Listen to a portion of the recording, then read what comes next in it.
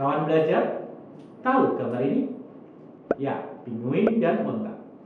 Kenapa ya pinguin hanya bisa hidup di kutub dan onta hanya bisa hidup di daerah gurun? Yuk kita bahas masalah ini bersama-sama.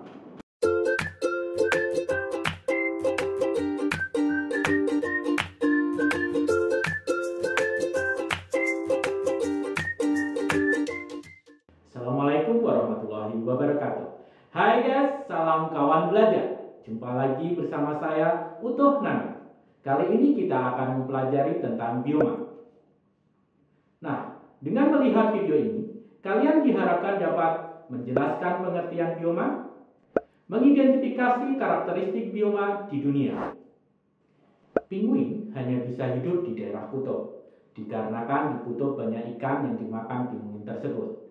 Selain itu, pinguin memiliki bulu dan jaringan lemak dalam kulit, sehingga dapat melindungi diri dari dinginnya suhu di kutub.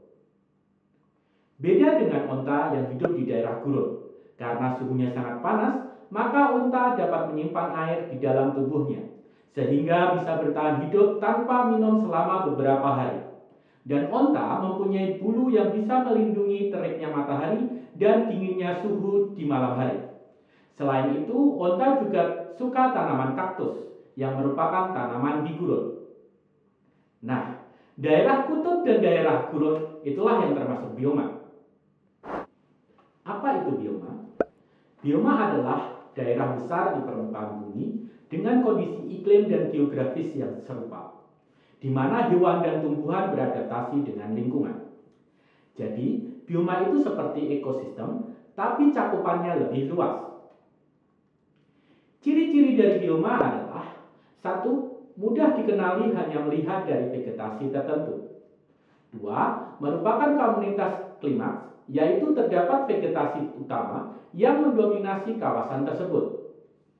Yang ketiga, bioma akan selalu stabil dalam jangka waktu yang lama, kecuali ada sebab-sebab tertentu secara tiba-tiba, misalnya bencana alam, wabah penyakit, atau gangguan manusia. Yang keempat, bioma terbentuk karena adanya interaksi antara unsur-unsur lingkungan yang ada. Yang kelima, setiap bioma dicirikan oleh bentuk kehidupan tumbuhan dan hewan berbeda. Dan yang keenam, bioma biasanya memiliki wilayah yang luas. Di bumi ini ada beberapa jenis bioma, yaitu tundra, hutan hujan tropis, hutan gugur atau hutan iklim sedang, taiga, sabana, stepa, hutan bakau, dan gurun. Yang pertama, tundra. Tundra memiliki ciri-ciri suhu sangat rendah, terdapat di daerah perbatasan dengan kutub, hampir semua wilayahnya ditutupi es atau salju, vegetasinya berupa lumut, didiami fauna kutub seperti burung kutub dan pinguin. Yang kedua adalah hutan hujan tropis. Nah, kalau ini ada di negara kita. Ciri-ciri biomanya adalah curah hujannya tinggi, ketinggian pohon mencapai 40-60 meter, sinar matahari sepanjang tahun, berdaun lebat atau berkanopi, sehingga menghalangi sinar matahari jatuh sampai ke permukaan bumi. Terdapat berbagai macam tumbuhan dan hewan. Yang ketiga adalah hutan gugur atau hutan iklim sedang. Ciri-ciri hutan beriklim sedang adalah suhu bervariasi dari minus 30 derajat Celcius pada musim dingin dan musim panas sampai 30 derajat Celcius. Curah hujan berkisar 750 sampai 1000 mm per tahun. Terdapat 4 musim. Ciri khas pohonnya ada daun ketika musim semi dan musim panas, serta akan berguguran ketika musim gugur dan musim dingin. Contoh floranya yaitu pohon sakura dan pohon wax, dan contoh faunanya adalah panda. Yang keempat adalah taiga. Ciri-cirinya sebagai berikut: didominasi tumbuhan berdaun jarum atau konifer, musim dingin yang panjang dan musim panas yang singkat. Kelembaban tanah sangat rendah dan sangat kering. Perbedaan suhu pada musim panas dan musim dingin sangat tinggi. Contoh faunanya adalah rusa kutub dan contoh floranya pohon pinus. Yang kelima adalah sabana. Ciri-ciri sabana adalah terdapat di daerah kering dan tropis yang jarang terjadi hujan, hanya terjadi hujan saat musim hujan. Suhunya hangat dan tetap sama sepanjang tahun. Mempunyai dua musim, yaitu musim kering dan musim basah. Vegetasi berupa padang rumput dan pohon kecil, yaitu seperti akasia. Faunanya seperti zebra dan jerapah. Yang keenam adalah stepa. Ciri-ciri stepa adalah curah hujan sangat rendah, yaitu 250 mm per tahun. Suhu udara di siang hari sampai 45 derajat Celcius. Dan malam hari bisa 0 derajat Celcius. Penguapan tumbuhan lebih cepat daripada hujan karena udara kering. Vegetasi berupa padang rumput. Faunanya berupa bison.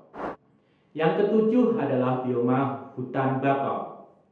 Ciri-ciri hutan bakau adalah dijumpai di daerah pantai, di daerah tropis dan subtropis. Air payau dan tanahnya berkadar garam tinggi. Kadar oksigen di dalam air dan tanahnya rendah. Jenis tanahnya adalah tanah lumpur. Yang kedelapan adalah bioma gurun. Ciri-ciri bioma gurun adalah curah hujan berkisar 25 cm per tahun. Evaporasinya sangat besar. Kelembapan tanah sangat rendah. Tanah sangat kering. Perbedaan suhu siang dan malam ekstrim. Fauna seperti unta dan floranya seperti kaktus. Nah, dari macam-macam bioma tersebut dapat kita simpulkan adanya perbedaan penyebaran flora dan fauna di dunia. Untuk lebih jelasnya, lihat skema faktor persebaran flora dan fauna di samping. Faktor persebaran flora dan fauna di dunia adalah klimatik, fisiografik, edafik, dan biotik. Klimatik adalah faktor yang berkaitan dengan iklim. Iklim adalah kondisi udara pada suatu wilayah dalam waktu yang lama. Iklim cukup dominan dalam mempengaruhi pola persebaran flora dan fauna. Beberapa unsur iklim antara lain suhu, kelembapan udara, curah hujan, dan angin. Fisiografis. Faktor ini berkaitan dengan topografi atau bentuk permukaan bumi, seperti ketinggian, kemiringan, drainase, dan tingkat erosi tanah. Fisiografi berpengaruh pada kondisi iklim lokal. Contoh, semakin tinggi suatu tempat, maka suhu semakin rendah. Faktor edafik adalah faktor yang berkaitan dengan tanah. Tanah adalah media tumbuh dan berkembangnya tanaman. Tingkat kesuburan tanah berpengaruh terhadap persebaran tumbuhan. Faktor yang mempengaruhinya adalah keasaman tanah atau pH tanah, tekstur tanah, struktur tanah, dan kandungan air dalam tanah.